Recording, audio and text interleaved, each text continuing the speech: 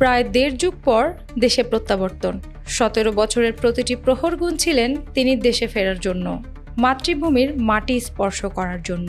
অবশেষে সেই অপেক্ষার প্রহর ফুরল ২৫ ডিসেম্বর।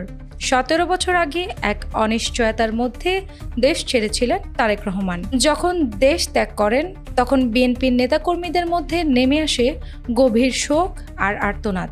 অনিশ্চিত ভবিষ্যৎ, রাজনৈতিক দমনপীড়ন আর প্রিয় নেতার অনুপস্থিতিতে ভেঙে পড়েছিল তৃণমূল থেকে শীর্ষ পর্যায় পর্যন্ত সবাই।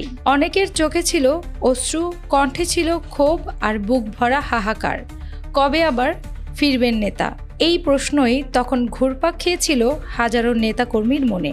আজ উচ্ছ্বাস আর আবেগ নিয়ে ফিরেছেন ঢাকায়, খালি পায়ে ছুঁয়েছেন প্রিয় মাতৃভূমি।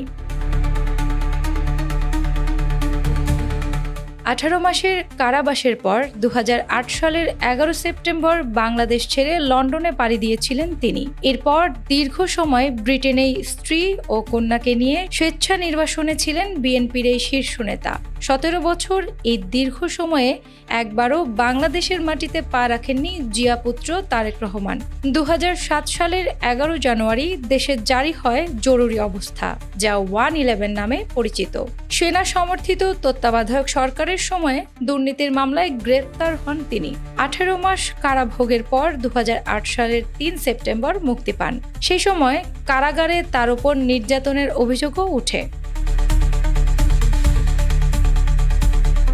এরপর বৃহস্পতিবার সকাল ১১টা ৪০ তারেক রহমানকে বহনকারী উড়োজাহাজ অবতরণ করে হজরত শাহজালাল আন্তর্জাতিক বিমানবন্দরে। ইমিগ্রেশন সহ আনুষ্ঠানিকতা শেষে তিনি বেরিয়ে আসেন বিমানবন্দর প্রাঙ্গণে। সামনে সারি সারি গাঁদা ফুলের সাজানো ছোট্ট বাগান, মুহূর্তেই যেন আবেগের টান।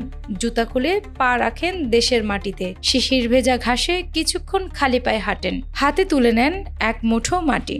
চোখে মুখে তখন আনন্দ আর আবেগের ঝর্ণধারা। কড়া নিরাপত্তার মধ্য দিয়ে বিমানবন্দর এলাকা ত্যাগ করেন বিএনপির ভারপ্রাপ্ত চেয়ারম্যান।